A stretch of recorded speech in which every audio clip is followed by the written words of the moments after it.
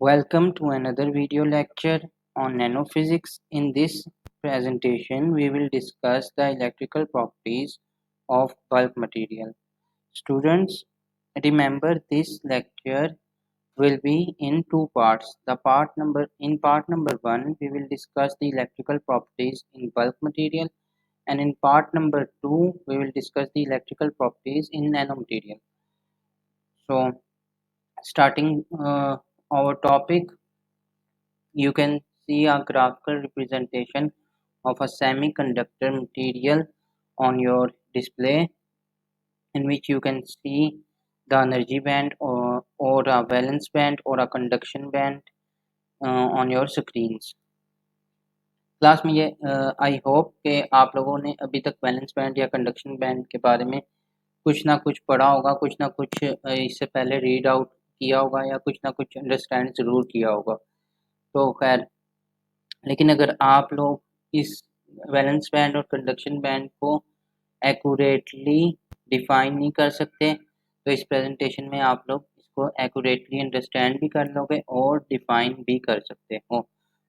तो सबसे पहले जब हम इलेक्ट्रिकल प्रॉपर्टीज़ के बारे में बात करते हैं, तो हम कंडक्शन मैकेनिज्म के बारे में बताते हैं। लेकिन कंडक्शन मैकेनिज्म से पहले हम कंपोजिशन की तरफ चलते हैं कि जो एक मटेरियल है, चाहे वो कोई भी हो, इंसुलेटर, सेमीकंडक्टर या कंडक्टर, वो कंपोज किस तरह से हुआ होता है और उसके अंदर इलेक्ट्रॉन की ट्रांजिशन किस तरह से होती है। सबसे पहले बात करते हैं सेमीकंडक्टर मटेरियल की। तो सेमीकंडक्टर मटेरियल में जो अपर बैंड है वो कंडक्शन बैंड कहलाता है, जबकि जो लोअर बैंड है वो वैलेंस बैंड कहलाता है। ठीक है, इतनी बात आप लोगों ने पढ़ी भी होगी। खैर, अब वैलेंस बैंड और कंडक्शन बैंड के बनने की वजह क्या है? तो बेसिकली क्लास आप लोगों को पता है कि कोई भी इस दुनिया में मटेरियल हो वो एटम से मिलके बना हुआ है। तो अब एटम, बोहर मॉडल में हमने ये बात पढ़ी हुई है कि एटम के पास बहुत सारे एनर्जी लेवल्स हैं या ऑर्बिटल है जिसके अंदर इलेक्ट्रॉन ट्रैवल कर रहे हैं। ठीक है, अब जब मिलियंस ऑफ एटम्स एक दूसरे के साथ इंटरेक्ट करते हैं, तो बेसिकली क्या होता है कि उनके जो ऑर्बिटल हैं या उसके जो एनर्जी लेवल हैं वो एक दूसरे पर ओवरलैप कर जाते हैं। जब ये एनर्जी लेवल एक दूसरे के साथ ओवरलैप करते हैं, तो मेरे पास एक कॉन्टिन्यूस बैंड बनता है जिसको मैं वैलेंस बैंड कहता हूँ। ठीक है, अब ये तो बात होगी वैलेंस बैंड किस तरह से बनता है। इसके बाद बात करते हैं कि कंडक्शन बैंड किस तरह से बनता है। अब आप लोगों ने पढ़ा हुआ है कि atom consist of low energy levels orbital and higher energy level और ऑर्बिटल। ठीक है, तो इसका मतलब है कि वो सारे ऑर्बिटल जिनकी एनर्जी हाई होगी और वो ओवरलैप करेंगे आपस में, तो हमारे पास एक और कॉन्टिन्यूस बैंड बनेगा बल्क मटेरियल के अंदर, जिसको मैं कंडक्शन बैंड कहूँगा। ठीक है क्लास, इतनी बात समझ आ गई। ये सिर्फ एक कंपोजिशन बताइए कि सेमीकंडक्टर मटेरियल में वैलेंस बैंड और कंडक्शन बैंड बनते किस तरह से हैं। अब हम बताते हैं कि वैलेंस बैंड को डिफाइन किस तरह से किया जाता है।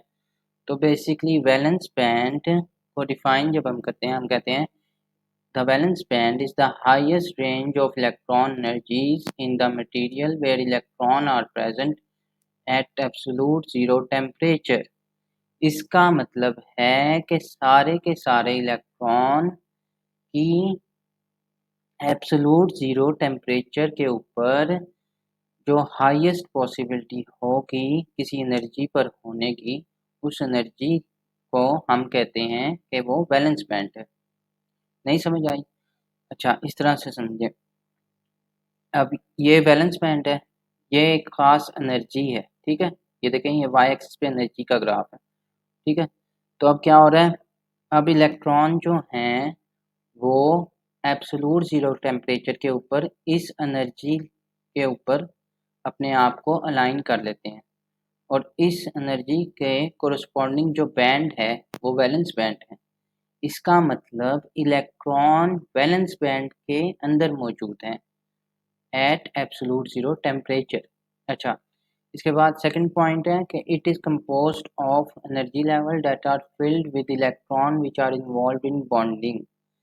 अब कंपोजिशन की अगर बात कर लें हम, अभी हमने पहले भी कंपोजिशन की बात की थी, लेकिन अब ज़रा हम इन डेप्थ कंपोजिशन की बात कर रहे हैं। मतलब अच्छी तरह जो है वो वैलेंस बैंड की कंपोजिशन के बारे में इंफॉर्मेशन दे रहे हैं। तो हम कहते हैं कि वो सारे के सारे बैंड्स, वो सारे सॉरी क्लास, वो सारे के सारे ऑर्बिटाल जो कि बॉन्डिंग में हिस्सा लेते हों, जब वो एक दूसरे के साथ ओवरलैपिंग करेंगे तो मेरे पास वैलेंस बैंड बनेगा। आपको पता है मटेरियल्स में एटम मौजूद है, एटम एक दूसरे के साथ बॉन्ड बनाता है। जो ऑर्बिटाल हर एटम का बॉन्डिंग के अंदर शामिल होगा वो ऑर्बिटाल आपस में ओवरलैप करेंगे। पहला पॉइंट क्लियर हो गया। अच्छा, अब ओवरलैप करेंगे तो ओवरलैपिंग के रिजल्ट में क्या बनेगा, मेरे पास वैलेंस बैंड बनेगा। ठीक हो गया। अब कुछ डिस्टेंस ऑफ एनर्जी के ऊपर, क्योंकि हम यहाँ पे एनर्जी का ग्राफ देख रहे हैं, एनर्जी है बेसिकली, ठीक है। तो कुछ खास एनर्जी गैप के ऊपर एक और बैंड भी मौजूद है जिसको मैं कहता हूँ कंडक्शन बैंड। अब conduction band is defined as the range of electron energy higher than valence band. इसका मतलब कि इलेक्ट्रॉन एनर्जीज कंडक्शन बैंड में हायर होंगी देन वैलेंस बैंड। ठीक हो गया। ये आप इस ग्राफ से भी ये चीज़ वेरीफाई कर सकते हैं कि यहाँ पर एनर्जी ज़्यादा है, यहाँ पे एनर्जी कम है।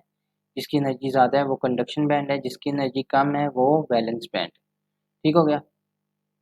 इन conduction band electrons are free to move within material. ठीक है। अब इस बैंड में जितने इलेक्ट्रॉन मौजूद होंगे, क्योंकि ये भी एनर्जी लेवल से मिलके बना हुआ है और एनर्जी लेवल में इलेक्ट्रॉन ट्रैवल करते हैं, तो इस बैंड में जितने भी इलेक्ट्रॉन मूव जितने भी इलेक्ट्रॉन मौजूद होंगे वो सारे फ्री होंगे।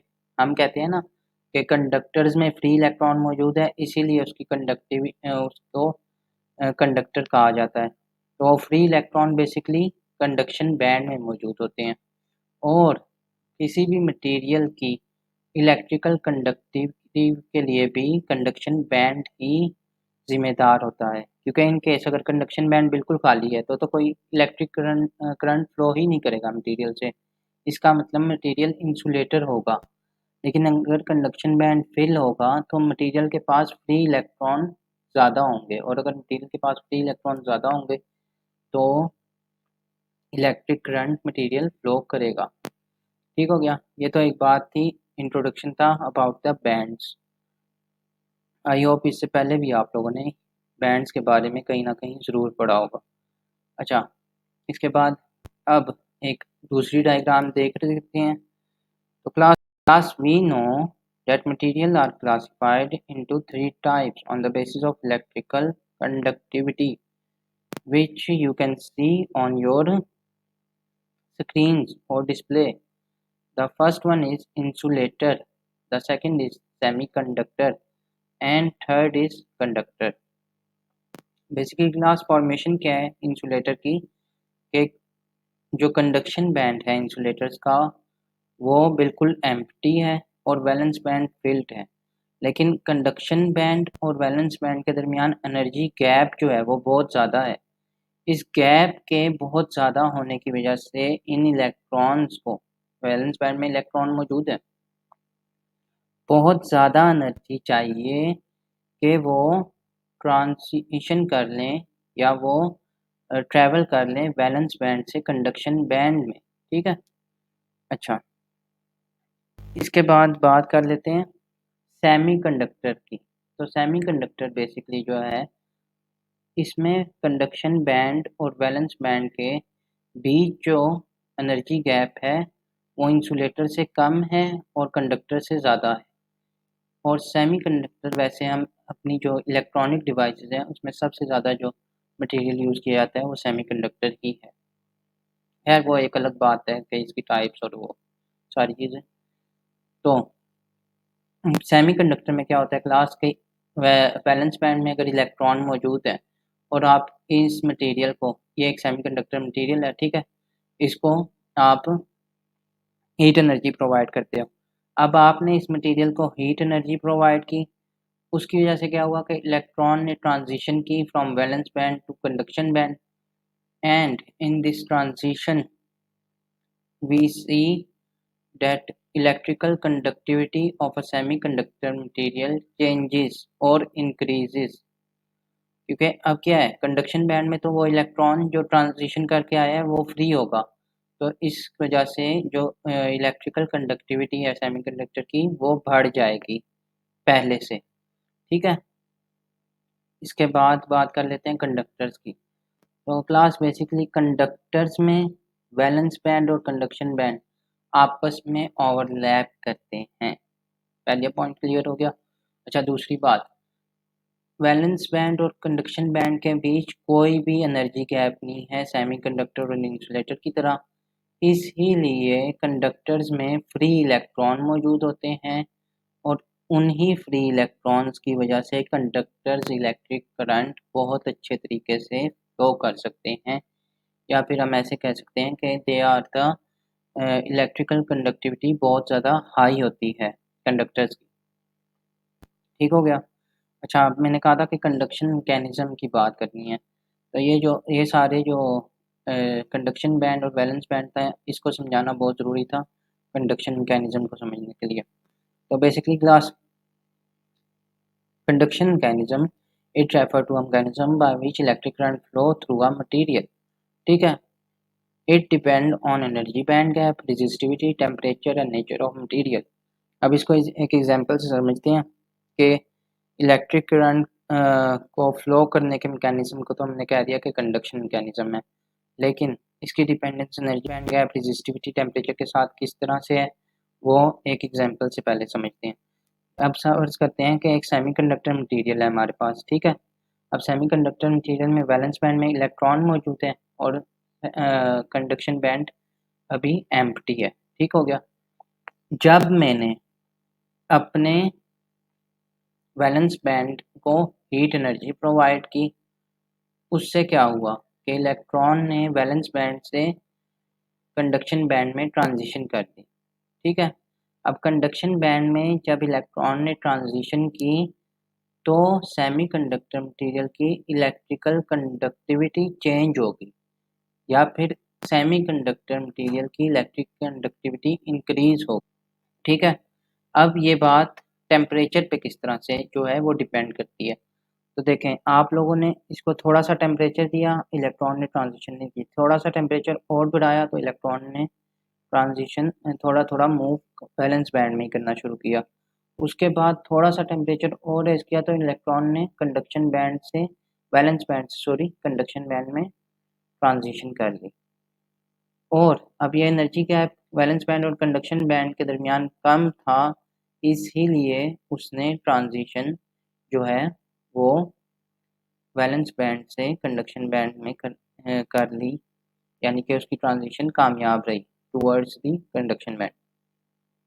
अच्छा, इसके बाद बात कर लेते हैं कि थर्मल एनर्जी की। तो जब क्लास हमने बात की ना कि हमने टेम्परेचर प्रोवाइड किया, टेम्परेचर इंक्रीज किया, तो वो बेसिकली हम थर्मल एनर्जी के ही थ्रू करेंगे। तो थर्मल एनर्जी इस तरह से जो है वो अफेक्ट करती है कंडक्शन मैकेनिज्म को। अच्छा, थर्मल एनर्जी और एनर्जी बैंड गैप आपस में किस तरह से रिलेट करते हैं, तो ये वाली इमेज देखें ज़रा पहले। इंसुलेटर का एनर्जी गैप देखें और फिर सेमीकंडक्टर मटेरियल का एनर्जी गैप देखें। अब सेमीकंडक्टर मटेरियल में अगर थोड़ा सा हीट एनर्जी या थर्मल एनर्जी प्रोवाइड की जाए तो इलेक्ट्रॉन वैलेंस बैंड से कंडक्शन बैंड में ट्रांजिशन कर लेगा, यानी कि इफ़ ये जो एन के बी और टी एक्सप्रेशन ये बेसिकली थर्मल एनर्जी को रिप्रेजेंट कर रहे हैं। If thermal energy greater than और इक्वल टू एनर्जी गैप, इस एनर्जी गैप के मैग्नीट्यूड के इक्वल अगर थर्मल एनर्जी होगी तो इलेक्ट्रॉन ट्रांजिशन करने में कामयाब होगा, और इसका मतलब है कि कंडक्शन होगी, यानी कि conduction will occur when thermal energy is greater than और equal to energy gap between two bands. अब अगर बात कर लें नो कंडक्शन अकर वाला केस की, तो हम देख रहे हैं कि इंसुलेटर में गैप बहुत ज़्यादा है between valence band and conduction band. तो if thermal energy is less than energy gap, अगर थर्मल एनर्जी जो है वो इस एनर्जी गैप से बहुत ज़्यादा कम है तो फिर कोई कंडक्शन नहीं होगी, और कोई कंडक्शन नहीं होगी तो इसका मतलब है कोई इलेक्ट्रॉन वैलेंस बैंड से कंडक्शन बैंड में जो है वो ट्रांजिशन नहीं करेगा। अच्छा, इसके बाद एक रेजिस्टिविटी का सिर्फ एक्सप्रेशन है, इसकी कोई थ्योरेटिकल डिटेल नहीं लिखी। तो रेजिस्टिविटी जो है ना वो एनर्जी बैंड गैप के साथ और थर्मल एनर्जी के साथ इस मैथमेटिकल रिलेशन के थ्रू जो है वो रिलेट करती है। तो राइट लेफ्ट हैंड साइड मेरे पास रेजिस्टिविटी ऑफ मटेरियल है जिसमें जो चेंज होगी, ठीक है, और directly proportional exponential value of energy gap over thermal energy, ठीक हो गया। और इसी तरह फिर हम देखते हैं ये वाली जो रेजिस्टिविटी है वो इनिशियल रेजिस्टिविटी है, और ये वाली रेजिस्टिविटी वो है जो चेंज हुई है with increase in thermal energy, ठीक है। और इसके साथ फिर बिल्कुल उस तरह ही एक्सपोनेंशियल एनर्जी गैप और थर्मल एनर्जी लिख दिया हमने। अच्छा, ये आप लोग सोच रहे होंगे कि रेजिस्टिविटी एक मटेरियल की चेंज किस तरह से होगी थर्मल एनर्जी देने से। तो आप लोगों को अपनी स्क्रीन के ऊपर एक कॉलम नज़र आ रहा होगा। इस कॉलम के अंदर एक जगह पे सेमीकंडक्टर का बिहेवियर है और एक जगह पे कंडक्टर्स का बिहेवियर है। तो सबसे पहले आप लोग ये ग्राफ देखो। अब ग्राफ में क्या है, रेजिस्टिविटी और थर्मल एनर्जी के दरमियान ग्राफ है और सेमीकंडक्टर बल्क मटेरियल। अब with increase in thermal energy we see that resistivity decreases, ठीक है। इसका मतलब है कि ये जो रो नोट लिखा है ना बेसिकली वो ये इनिशियल रेजिस्टिविटी थी मटेरियल की, ठीक है। अब रेजिस्टिविटी चेंज हुई with change in the thermal energy. खैर तो इसलिए रेजिस्टिविटी जो है वो चेंज होती है हमारे पास with changing thermal energy of a material. अच्छा, अब बात कर लेते हैं कि रेजिस्टिविटी क्या चेंज होने डिक्रीज होने का की वजह क्या है सेमीकंडक्टर मटेरियल में। तो आप लोग देख सकते हैं ये वाला ये वाली जो डायग्राम है यही जहन में रखनी है, ठीक है। अब मैंने कहा था कि अगर मैं इसको थर्मल एनर्जी प्रोवाइड करूँगा तो ये इलेक्ट्रॉन जो है वो ट्रांजिशन करेगा वैलेंस बैंड से कंडक्शन बैंड के अंदर, और कंडक्शन बैंड में फ्री हो जाएगा तो इलेक्ट्रिकल कंडक्टिविटी इस मटेरियल की चेंज हो जाएगी या इंक्रीज हो जाएगी। अब इलेक्ट्रिकल कंडक्टिविटी का रेजिस्टिविटी से ताल्लुक देखते हैं। Electrical conductivity is inversely proportional to resistivity, ठीक है। अब अगर आप देखें इन केस अगर इस मटेरियल की सेमीकंडक्टर मटेरियल की इलेक्ट्रिकल कंडक्टिविटी इंक्रीज हुई है तो इसका मतलब इसकी रेजिस्टिविटी डिक्रीज हुई है। इसीलिए मेरा जो ग्राफ था वो भी इस बात को वेरीफाई कर रहा है कि with increase in temperature electrical conductivity increases of a material, लेकिन उसकी रेजिस्टिविटी डिक्रीज हो जाती है। और यही बात आप लोग इस पैराग्राफ में भी पढ़ सकते हैं। मैंने आप लोगों की आसानी के लिए लिखा है कि with increase in temperature electron transfer from valence band to conduction band as electron are free in conduction band, so electrical conductivity of material increases, then electrical conductivity of material increases. The relation between electrical conductivity is inverse with the resistivity, so resistivity decreases with increase in temperature of a semiconductor material, ठीक हो गया। अच्छा, इसी बात को हम अगर अपनी मैथमेटिकल फॉर्म में लिखना चाहें ना तो ये बेसिकली डेरिवेशन यूज़ कर सकते हैं। डेरिवेशन का यूज़ करने का मतलब होता है कि change in the physical quantity with respect to temperature, क्योंकि यहाँ पे डिनोमिनेटर में टेम्परेचर है तो with respect to temperature resistivity किस तरह से चेंज हो रही है।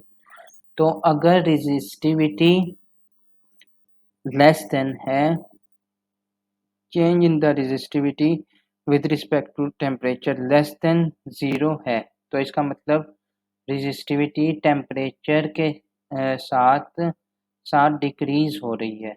ठीक है। अच्छा, ज़ीरो क्या है? तो ज़ीरो बेसिकली एक रेफरेंस पॉइंट हमने बनाया है। ठीक है। एक कह लें न्यूमेरिकल वैल्यू को रेफरेंस पॉइंट की रेफरेंस पॉइंट लिया है, जिससे हम कहते हैं कि अगर इससे with change in resistivity with respect to temperature greater than zero है तो रेजिस्टिविटी इंक्रीज करेगी for the case of conductors. लेकिन अगर change in resistivity with respect to temperature less than zero है तो इसका मतलब रेजिस्टिविटी डिक्रीज करेगी। ज़ीरो सिर्फ एक रेफरेंस पॉइंट है, इसको देख के आपने कंफ्यूज नहीं होना कि ये कहाँ से आ गया। ठीक है। इसके बाद बात कर लेते हैं कंडक्टर्स की। तो आपको पता है अब मेटल्स में या कंडक्टर्स में फ्री इलेक्ट्रॉन मौजूद है, वो मैंने बता दिया ऊपर के क्यों मौजूद है। तो अब अगर इन फ्री इलेक्ट्रॉन का टेम्परेचर, ये जो ये ग्रीन कलर के नज़र आ रहे हैं ना होल्स आपको, ये बेसिकली ग्रीन इलेक्ट्रॉन्स को रिप्रेजेंट कर रहे हैं। लेकिन मेटल्स में एटम्स भी तो मौजूद है ना, जिन एटम्स के फ्री इलेक्ट्रॉन, कुछ एटम्स के फ्री इलेक्ट्रॉन होंगे लेकिन कुछ एटम्स और भी तो मौजूद होंगे ना मेटल्स में। तो ये क्रॉस सेक्शनल एरिया को जो है वो रिप्रेजेंट किया हुआ है एज अ मेटल। ठीक है। अब होता क्या है कि इन केस अब ये इलेक्ट्रॉन मूव कर रहे हैं, क्यों? क्योंकि ये इलेक्ट्रॉन फ्री है और हम इसको थर्मल एनर्जी प्रोवाइड कर रहे हैं, इसका मतलब हम इसका टेम्परेचर इंक्रीज कर रहे हैं। अब जब हम इसका टेम्परेचर इंक्रीज करेंगे इस cross sectional conductor bulk material का, तो क्या होगा कि मेरे ये एटम मौजूद हैं कंडक्टर में, ये टू एंड फ्रो या up and down vibration start कर देंगे। ठीक है। अब इन वाइब्रेशंस की वजह से इलेक्ट्रॉन को अपने पाथ में जो है वो ऑपोजिशन मिलेगी। ठीक है। ये इलेक्ट्रॉन की मूवमेंट में रुकावट का बायस बनेंगे। ये जो एटम्स रेड कलर के आप लोगों को अपनी स्क्रीन के ऊपर नज़र आ रहे हैं। अब ये जो एटम्स आप लोगों ये जो एटम्स रुकावट बनेंगे इलेक्ट्रॉन की मूवमेंट में, तो बेसिकली ये रुकावट बनेंगे इलेक्ट्रिक करंट के फ्लो में। इसका मतलब है कि ये रुकावट बनेंगे इलेक्ट्रिकल इलेक्ट्रिक करंट के फ्लो में भी, और इससे मटेरियल की जो कंडक्टर मटेरियल है, जो मेटल है, उसकी electric conductivity with increase in temperature decrease हो जाएगी। ठीक है क्लास, फिर से समझें एक दफ़ा। मेटल्स हैं, मेटल्स में फ्री इलेक्ट्रॉन मौजूद है, फ्री इलेक्ट्रॉन आप आराम से ट्रैवल कर रहे थे पहले। ठीक है। हमने उसे टेम्परेचर थर्मल एनर्जी प्रोवाइड की, टेम्परेचर इंक्रीज किया, तो जो एटम्स मौजूद हैं कंडक्टर्स में, उन्होंने अप एंड डाउन या to and fro vibration start कर दी। इस वाइब्रेशन की वजह से मेरे जो इलेक्ट्रॉन्स थे उनको अपोजिशन ऑफर हुई, यानी कि इलेक्ट्रॉन के पाथ में रुकावट आई। इलेक्ट्रॉन के पाथ में रुकावट आई तो बेसिकली इलेक्ट्रिक करंट के फ्लो में रुकावट आई। इलेक्ट्रिक करंट के फ्लो में अगर रुकावट आई, इसका मतलब है कि मटेरियल की जो कंडक्टर मटेरियल था उसकी इलेक्ट्रिक कंडक्टिविटी डिक्रीज कर गई विद इंक्रीज इन टेम्परेचर। लेकिन आप लोगों को पता है कि electrical conductivity is inversely proportional to resistivity of a material। तो बेसिकली रेजिस्टिविटी और इसका थर्मल एनर्जी का या टेम्परेचर भी लिख सकते हैं हम एक्स एक्सिस पे। इसका जब हम ग्राफ बनाते हैं तो हम कहते हैं with increase in temperature resistivity of a material also increases. ठीक है। और इसको हम रिप्रेजेंट करते हैं D rho over D T, यानी change in resistivity with respect to temperature is greater than zero. इसका मतलब है कि जो रेजिस्टिविटी है वो टेम्परेचर के साथ साथ वो टेम्परेचर के चेंज के साथ साथ बढ़ रही है, इंक्रीज कर रही है। उम्मीद करता हूँ ये वाला लेक्चर यहाँ तक समझ आ गया होगा। इन केस अगर आपका कोई सवाल हो तो आप कमेंट सेक्शन में पूछ सकते हैं। लेक्चर नंबर 6 पार्ट नंबर 2 में हम लोग डिस्कशन करेंगे electrical properties in bulk material की। Thank you for watching the presentation.